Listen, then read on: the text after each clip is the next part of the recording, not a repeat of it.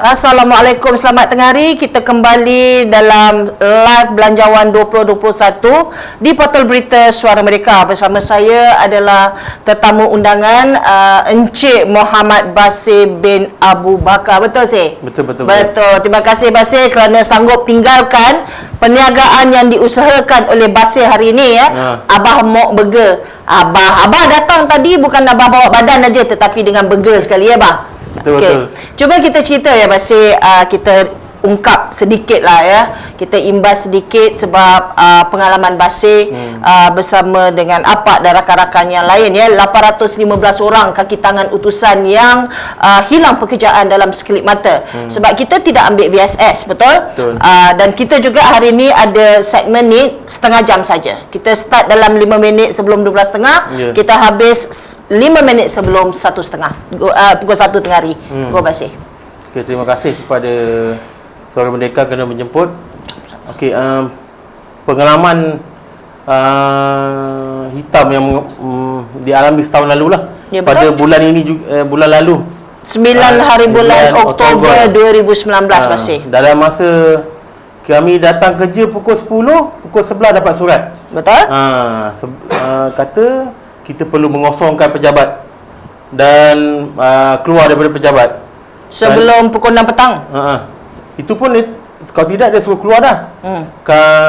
Union minta rayuan supaya tangguh sampai pukul 6 ataupun 6 untuk kita ambil lagi masa untuk kosongkan bangunan lah, sebab surat dapat lambat kan, mengejut kan. Betul. Sepatutnya surat tu dapat sebulan awal ke 2 bulan awal, tapi dia dalam masa berapa jam saja kita dapat. Kita perlu mengosongkan pejabat. Betul.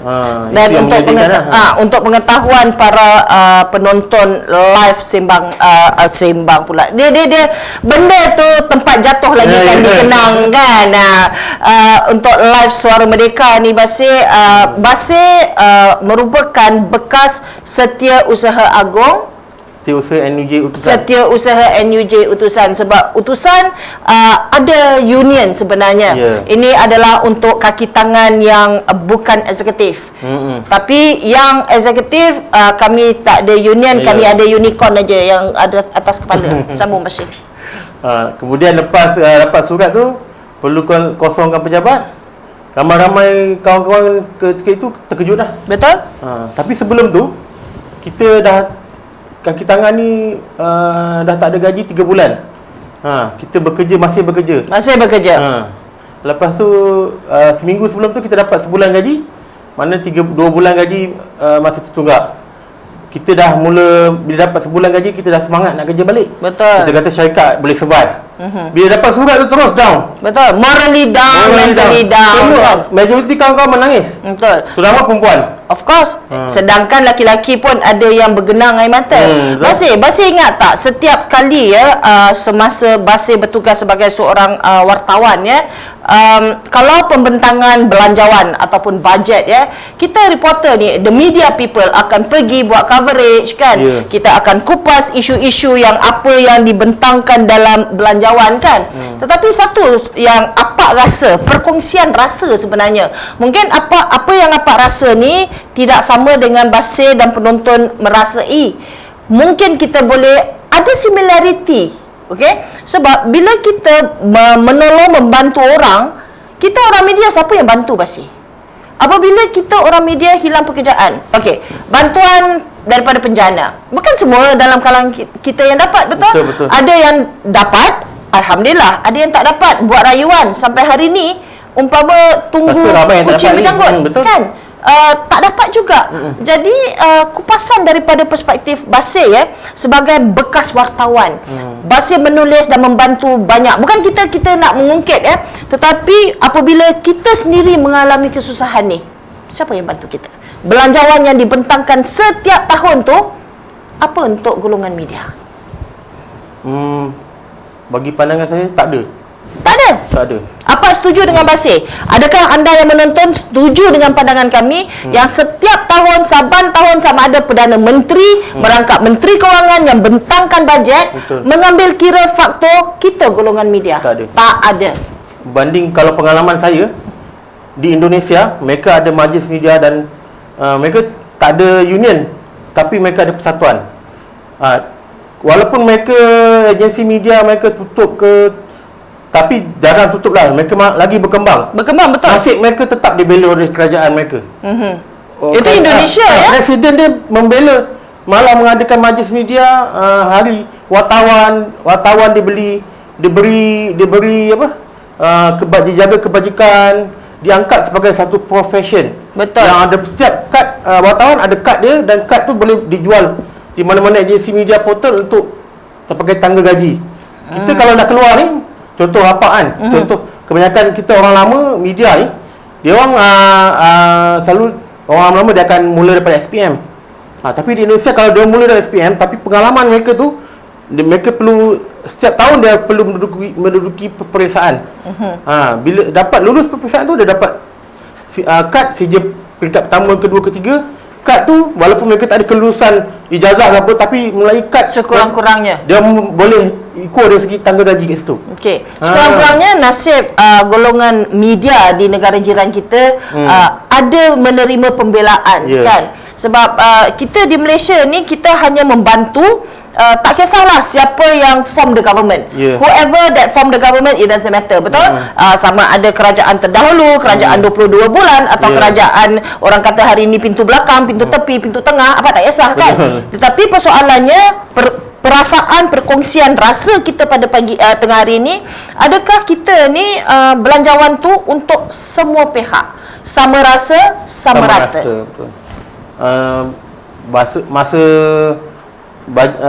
apa yang kerajaan umumkan sebelum ni, masa PKPB dapat bantuan prihatin tu, majoriti rakan-rakan media di utusan lah. Saya rasa ada yang majoriti tak dapat. Malah kami terpaksa buat surat rayuan kepada Perdana Menteri. Kami di kalangan 800 orang ni buat surat rayuan ke pejabat Perdana Menteri. Kalau lulus pejabat Perdana Menteri, luluslah rayuan tersebut. Dan pada saya dengar ada yang tak lulus. Ada yang tengah-tengah juga. Nganga. Sebab masa kita semua hilang pekerjaan untuk 3 hingga 5 bulan pertama kita menerima bantuan daripada Perkeso, iaitu SIP, Skim Insurans Pekerja. Okey. Selepas cukup 5 bulan, you kena cari kerja. You kena ada pekerjaan sendiri. Okey, apabila ramai yang mengatakan, wah, utusan dah buka, utusan baru, Kosmo baru, kan? Tetapi bukannya 815 kaki tangan utusan tu diserap masuk. Ya, betul. Okey. Dan Basir bersama isteri Nur Azlina Jaafar. Nur Azlina adalah bekas juru foto utusan. Betul? Ya, betul. Jadi Basir dan isteri sama-sama tak dapat masuk. Ya. Okey, tak apalah. Kita bukan menyalah mana-mana pihak, kita beranggapan itu bukan rezeki. Betul, Basir? Okey. Bila tak dapat, dengan anak 3 orang cahaya mata, masih bersekolah, masih kecil, sekolah rendah, Basir dengan Azlina atau Ina perlu meneruskan kehidupan. Betul? Apa Basir buat dengan Ina? Saya memulakan hidup dengan penjagaan. Saya bermula dengan penjagaan pewangi kereta Bliss, jenama Bliss. Terima kasihlah kepada pemilik Bliss tu, dan kawan-kawan stokis pertama yang memula jadi stokis Bliss tu. Dia bagi consignment kat saya untuk menjadi ejen untuk Bliss tu. Dan daripada consignment tu saya boleh generate income pertama 2,000. Alhamdulillah. Daripada tak ada gaji utusan tutup, dapatlah sikit, nyawa sikit daripada jual Bliss tu. Kita nak keluar modal untuk jadi ejen dalam 300 pun tak ada masa tu. Betul? Jadi ejen, bayangkan. Duit tak ada. Kita tak ada duit. Bila pemilik Bliss tu dengan stokis tu bagi, Aizul lah nama dia, stokis tu, dia bagi consignment 300, saya jual lama-lama boleh generate income sampai boleh dapat 2,000. Duit tu lah saya beli baju sekolah anak, bayar duit hutang-hutang tertunggak, komitmen yang dah sedia ada. Bayangkan daripada gaji 5-6 ribu, tiba-tiba kosong. Betul. Dalam sekelip mata. Lepas tu datanglah bantuan pusat zakat, dan pusat zakat Selangor mengetahui masalah kita. Dikesan saya dengan suami isteri tak ada pendapatan, dia masukkan saya sebagai asnaf. Tu pusat zakat KL pun bagi bantuan dari segi kemudahan meniaga burger. Meniaga burger ni lebih saya nampak lebih bagus lah. Lebih stabil. Lebih stabil. Dia bagi kios, dia bagi modal bersama Ramli Burger. Dia bagi kupon 5,000 bahan mentah, ambil daripada Ramli. Daripada tu saya generate income okey lah dia kata. Okey. Boleh pecah. Boleh tak macam walaupun tak dapat seperti gaji sebelum ni. Yalah. Tapi banyak membantu. Sekurang-kurangnya banyak membantu kan. Tetapi sementara Basir dengan Ina tampil dengan idea untuk membuat perniagaan burger menjual burger, Ina ada kepandaian sekurang-kurangnya, boleh memasak kan, boleh buat catering kan, buat apa Basir, mi rebus, apa lagi Basir, nasi ayam kan. Sebab ini semua kita ini belanjawan dalam rumah, ekonomi dalam rumah kan. So apa yang kita berkongsi hari ini mungkin anda di luar sana merasainya juga kan. Cuma anda tidak datang pada saya Suara Merdeka untuk menyatakan berkongsi pengalaman. Betul. So hari ini bila adanya burger Abah Mok perniagaan ini baru berjalan dalam sebulan ada Basir? Plus minus sebulan lebih. Sebulan lebih kan. Ini adalah bulan kedua, betul? Ya, betul. Okey. Dalam tempoh tu Basir diuji seluruh keluarga diuji oleh Allah apabila Basir tak sihat. Ya, betul. Basir ada masalah jantung. Betul. Okey, cuba cerita. Okey, bila selepas masalah jantung saya tu disebabkan rupanya injap jantung saya sempit. Bila dah tak sihat tu masuk hospital 9 hari. Perniagaan yang saya buat masa tu perniagaan burger tak ada lagi. Belum. Saya baru beli dengan jual telur sotong frozen je. Abang lupa telur sotong frozen. Bila dah masuk hospital, perniagaan tu terhentilah. Isteri terpaksa fokus untuk jaga anak, untuk tengok Basir dekat dalam hospital kan. Lepas tu cuba cari income macam mana nak bayar duit hospital kan. And then uruskan persekolahan anak semua. Saya masa tu, tapi isteri tak boleh lawat lah sebab time COVID kan, masuk hospital. Masa tu kita masih COVID, cuma kita tidak ada PKPB kan, sebab dah dihentikan buat sementara. Dan ramai yang merasakan rantaian COVID-19 ni dah putus. Sebenarnya tidak kan? Ya, betul. Tapi di hospital lawatan dan kunjungan tu hanya boleh tak boleh lama, sekejap je. Sebelum saya diuji dengan kesihatan, bapa saya meninggal. Betul. Lepas tu baru saya sakit. Lepas saya keluar hospital tu, isteri saya pun sihat, tak sihat juga kadang. Dia ada serangan vertigo. Vertigo. Okey. Tapi bila ujian kesihatan ni mengganggu, orang kata nak hapus dosa ke apa kan, Allah bagi, kita tetap bersabarlah. Tapi kawan-kawan banyak membantu.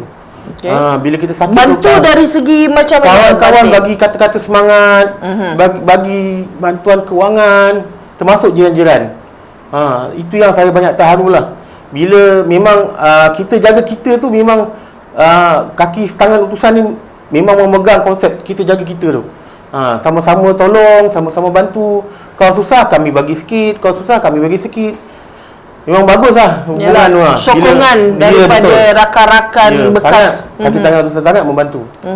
Sebab dalam keadaan macam ni perlu sebenarnya kan. Bukannya kita nak beriri hati kan, tengok kita nak jatuhkan dia, dia kan. Sebab kita tengok selain daripada Basir meniaga burger bekas staf utusan, tapi dia dah lama berhenti dia juga menjalankan perniagaan Abang Jambang Burger dekat Kelang sana kan. So perniagaan yang sama. Orang kata perkhidmatan makanan. Perkhidmatan makanan dalam keadaan COVID-19 ni sebenarnya dia lebih bagus dan boleh hidup berbanding dengan perniagaan-perniagaan lain. Betul. Sebab dalam keadaan PKPB ni bisnes jatuh dengan teruk. Betul. Okey. So secara orang kata surface level saja ya. Pada pandangan Basir, dalam belanjawan 2021 yang akan dibentangkan hari ini petang ni nanti, lebih kurang pukul 4 akan disiarkan secara langsung juga di Facebook Suara Merdeka, insya-Allah tonton, kalau takkan kita keluar bawa TV sekali. Betul, kan. Okey. Dibentangkan oleh Senator Datuk Tengku Zafrul, betul. Okey. Apa harapan Basir sebagai seorang peniaga kecil dalam belanjawan 2021? Apa yang Basir nak tengok? Yang saya nak tengok dari segi bantuan kepada rakyat Marahain, terutama orang-orang macam kami lah, orang media yang macam apa yang tak ada, macam kami, saya tak ada pekerjaan, apa dah ada pekerjaan kot sekarang ni. Yalah, sekurang-kurangnya alhamdulillah. Dan ramai lagi kawan-kawan ramai sebab ini dijangkakan dijangkakan 1.9 juta rakyat Malaysia akan kehilangan pekerjaan. Betul. Apa bantuan yang akan mereka dapat? Kalau boleh, macam saya meniaga burger dekat dalam rumah. Macam yang jambang ayanda tu niaga burger di tepi jalan. Dia punya permintaan burger dia pun sampai tak menang tangan. Saya meniaga dalam rumah pun tak menang tangan juga. Dua konsep perniagaan yang sama tapi berbeza strategi. Betul, strategi berbeza. Mungkin perniagaan saya bergantung pada online. Saya betul-betul banyak bergantung pada online, Foodpanda dan Facebook, community semua. Okey. Dan kalau boleh kerajaan bagi pertimbangkan bantuan dari segi rakyat Marahain ni nak survival hidup. Sama ada dia nak menyaga ke, dia nak, kalau boleh kerajaan bagi bantuan, kalau boleh bagi buka peluang GrabFood ke, Foodpanda ke, apa benda e-commerce yang berkaitan yang boleh membantu penjagaan makanan dalam rumah ni, pemudahkan. Macam sekarang ni lebih mudah untuk orang menjaga dalam rumah, di rumah adalah Foodpanda. Kalau GrabFood tu boleh pemudahkan, kalau ada e-commerce lain yang seangkatan dengan GrabFood, Foodpanda ni, dipermudahkan, bantu kami ni sebarkan penjagaan kami ni kepada orang ramai. Betul. Kalau boleh bantu segi macam GrabFood ni, saya rasa dia membantu saya dari segi mengiklankan burger saya di dalam Facebook.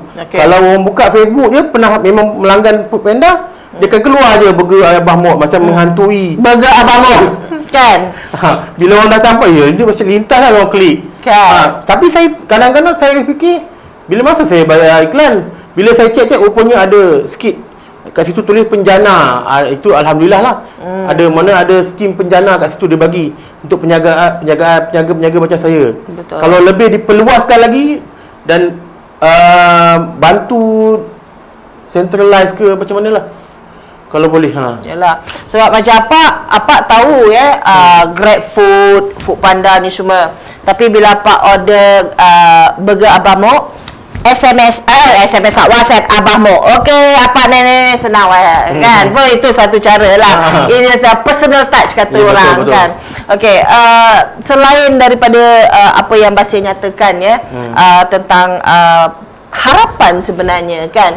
Cuma apa yang perlu ada dalam belanjawan yang akan dibentangkan pada petang ni walaupun mungkin apa yang disuarakan oleh kita tengah hari ini didengar ataupun tidak didengar kan, cuma kita mampu berdoa agar kehidupan ekonomi rakyat Malaysia lebih bagus kan, sebab semua bidang perniagaan terjejas. Betul. Kan.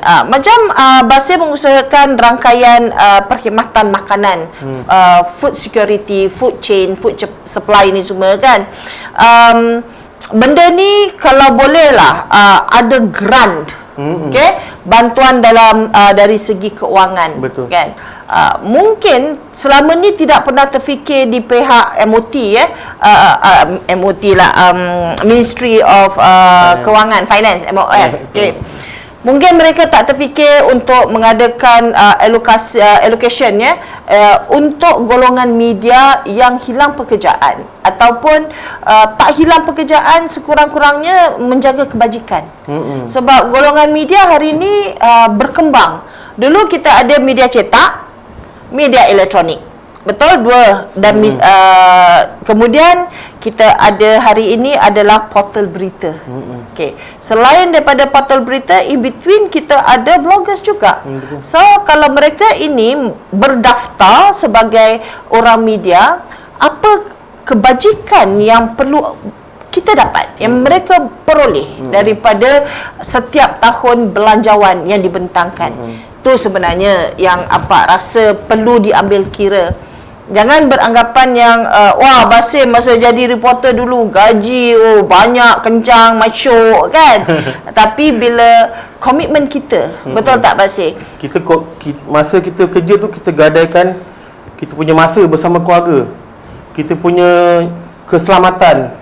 Kalau kita cover benda-benda contoh demonstrasi ke, pergi tempat perang ke, pergi tempat konflik ke, betul. kita gadaikan masa kita bersama mak ayah. Kalau jadi reporter masa bujang, kalau dah kahwin dengan seorang anak isteri, kadang bila balik, keluar pagi, balik malam, anak dah tidur. Betul. Tak kenal kita. Kot dia kata, ni abah ke ni siapa? Kan? Pernah betul. jadi tak Masih? Pernah jadi. Udah. Kan? Itu yang kalau ikutkan, sebab kita ni sanggup gadaikan hilang masa, hilang kasih sayang untuk sajikan berita-berita yang penting kepada masyarakat. Betul. Basir, selain daripada yang paling untung kalau tiap-tiap tahun bajet adalah penjawat awam. Setuju? Setuju. Mereka tak payah risau. Kan depan kita Ayen pun nanggung, webmaster, Zinon, videographer pun setuju. Sebab apa cakap benda ni bunyi macam sangat-sangat menyakitkan hati. Tapi ini hakikat. Betul. Tiap-tiap tahun bajet yang untung adalah penjawat awam. Siapa itu golongan penjawat awam? Anak Cina makan pengat sendiri mau ingat. Okey. Jadi tahun ni bajet kali ni bukan tahun ni ni petang ni penjawat awam tetap akan dapat imbuhan. Ya betul. Okey. So kalau yang kurang bonus 500 dalam tangan. Dalam tangan 500 kan. Macam kita yang bukan penjawat awam apa cik? Nganga. Betul. Kan? Kemudian golongan yang akan diberi bantuan adalah golongan petani, nelayan, betul? Cuma kita tak tahu peruntukan untuk mereka. Dan peruntukan untuk negeri bawah bayu mesti ada. Kan? Walaupun PRN Sabah dah lepas, Ketua Menteri dah dilantik semua, sepanjang PRN September baru ni, keluarlah macam-macam retorik politik kan. Sabah is only for Sabahan, betul? Kita orang Semenanjung jangan campur kan. Tapi bila bajet daripada Persekutuan tetap mau campur, tetap kena bagi kan. Betul kan. So nanti macam-macam perkara. Cuma dalam belanjawan 2021 ini adalah belanjawan COVID-19. Betul. Kan? Betul. Yang buat pertama kalinya selepas sekian lama dibentangkan oleh bukan Perdana Menteri. Kan? Kalau tidak sebelum-sebelum ni yang membentangkannya adalah Perdana Menteri, betul? So kali ni Tan Sri Muhyiddin Yassin tidak akan membentangkan bajet atau belanjawan 2021 tetapi Tengku Zafrul yang akan bentangkan Menteri Kewangan. Okey. So kita ada berapa minit? Kita ada dalam lebih kurang 5 minit. Okey. Basir 5 minit yang terakhir sebelum kita tamatkan segmen. Dapat dah kata kita setengah jam aja apa yang Basir nak kongsikan dengan penonton live Suara Merdeka? Basir nak mempromosikan apa? Jangan jual diri Basir cukuplah sebab dah dijual sebenarnya. Abah Mok Burger tu dia lah. Apa Basir nak cakap sih? Harapan saya agar Menteri Kewangan kali ini dapat membentangkan bajet yang memang memikirkan rakyat Marhain. Betul-betul rakyat Marhain 1.9 juta yang dah kehilangan kerja atau bakal kehilangan kerja ni. Kalau boleh, bila kita sesungguhnya bila keadaan masyarakat ni semakin tertekan untuk meneruskan hidup, untuk survival, kemungkinan kadar jenayah akan meningkat. Betul. Tapi bagaimana kita nak tackle supaya rakyat ni tak buat jenayah? Bagilah bantuan segi bantuan kewangan untuk dia menyaga ke, kita bagi dia orang skill baru ke supaya dia orang terus untuk bekerja, memerlukan pekerjaan lain ke. Itu adalah lebih baik daripada kita menghalang orang nak buka gerai tepi jalan, bandaraya kacau, rampas barang. Kalau boleh perbandaran, majlis perbandaran pun longgar, bagilah kelonggaran untuk orang nak menjaga tepi jalan ni. Jangan terlalu menekan. Kadang-kadang bila kita menekan orang nak memulakan penjagaan benda elok, orang akan fikir 2 kali untuk melakukan jenayah. Betul tak? Bila nak anak kat rumah tak ada duit nak beli susu. Bayangkan masa saya utusan tak ada gaji 3 bulan. Kita buat kutipan sumbangan, orang bagi sumbangan. Ada kawan-kawan sampai tak ada anak dah sebulan minum kopi dengan teh je. Itu perkara benar sebenarnya. Betul. Kita pun kesian bila dia dapat sumbangan dan bantuan daripada kutipan kita minta pada orang tu, kita bagi susu tu, menangis. Suami isteri tu semua staf utusan. Tak ada duit nak beli susu. Kan? Korek tabung tu nak beli beras pun tak ada. Betul. Bayangkan tu masa gaji tertunggak. Ini yang dah tak ada kerja ni. Setahun ni. Dah genap setahun kita semua ni. Bila nak cari kerja baru pun susah. Kalau boleh bantulah orang media ni untuk cari skill baru dan pekerjaan baru. Bantu kami, detect kami. Kalau boleh centralize kan carian pekerjaan tu. Kan. Sebab jangan lepas tangan macam anak ayam hilang ibu macam tu. Betul. Lagipun kadang-kadang kita juga kena ambil kira faktor usia. Betul. Okey. Kalau orang media yang hilang pekerjaan tu usianya di bawah 40 tahun, peluang untuk bekerja di organisasi media yang lain tu lebih cerah. Kalau usianya dah 40 tahun ke atas, sekian wassalam. Dia selalunya bawah atas 40, bawah 50 tu yang susah. Itu yang orang kata critical. Kan? Nak ambil tak nak ambil? Nak naik ke nak turun? Sebab dia sangkut tengah-tengah. Kan? Golongan tu yang banyak. Di luar mati mak, di tengah mati betul. bapak kan. Nak tunggu EPF boleh keluarkan, lama lah. Kan? Lama tak lama lah. Kan? Sebab apa ni, rakyat hari ini golongan Marhain meminta supaya kerajaan membenarkan pengeluaran KWSP 10,000. Ya, betul. Okey. Quick question, last question kita nak close. Kalau Basir dapat 10,000 keluar daripada KWSP, A, adakah Basir akan terima? B, kalau terima Basir nak buat apa? Kalau saya dapat keluar 10,000 KWSP tu, saya akan langsaikan hutang-hutang yang ada. Okey. Kedua, kalau tak langsaikan hutang-hutang tu, saya akan ambil duit tu, saya akan laburkan ke bahagian lain ataupun meneruskan penjagaan saya ke. Kalau labur ke unit trust ke, kan, ASB ke. Tapi dalam komitmen sekarang, keadaan sekarang, untuk survival hidup, 10,000 tu banyak mana sangat. Saya rasa mungkin saya akan selesaikan mana hutang yang berpatutan ikut hierarki dia lah, dia punya agensi dia. Betul, agensi dia. Kalau ada lebih, baru kita laburkan pada bisnes. Kalau kita nak ambil 10,000 terus letak ke bisnes, saya rasa tak berbaloi. Sebab saya mulakan penjagaan burger abang mak saya dengan Bliss, mula dari bawah, pelan-pelan. Saya rasa itu lebih berbaloi. Kita nampak flow dia daripada orang dapat 10,000 selepuk buat tu, kalau tak jadi, kalau hangus, lagi tenang. Kalau jadi, alhamdulillah. Betul. Sekarang ni banyak yang tak jadi tu. Risau. Kan, hati-hatilah. Betul. Kita minta, kita ndak, itu hak kita. Okey. Hak kita sebagai pencarum dalam KWSP. Tetapi biar menggunakannya secara berkhidmat dan bijak macam kata Basir. Okey, Basir, ucapkan terima kasih banyak kerana sudi hadir sebagai tetamu sama-sama pada Suara Merdeka. Terima kasih. Basir, kami di Suara Merdeka mendoakan Basir suami isteri terus maju dalam bidang perniagaan yang diusahakan. Okay? So, selepas ni tunggu akan ada seorang lagi tetamu bajet 2021 live di Suara Merdeka. Saya Hasnurul Muhammad mengucapkan selamat, kita tunggu pembentangan bajet pada petang ini. Jumpa lagi nanti dalam selepas ni. Assalamualaikum. Dan